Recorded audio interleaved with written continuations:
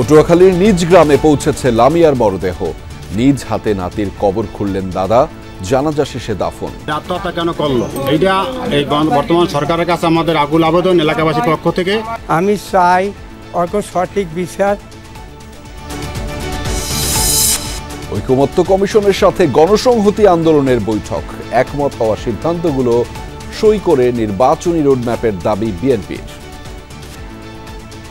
যত তাড়াতাড়ি সম্ভব নির্বাচনের রোডম্যাপ দিয়ে আশ্বস্ত করতে হবে জাতি গণতন্ত্রের দিকে যাচ্ছে।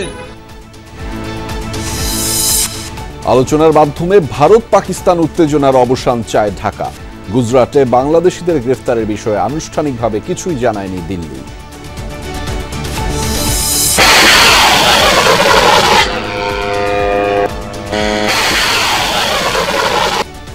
পাকিস্তানের সাথে যুদ্ধ উত্তেজনার মধ্যেই সামরিক মহড়া ভারতের। তৃতীয় দিনের মতো দুই দেশের সেনাদের মাঝে গোলাগুলি।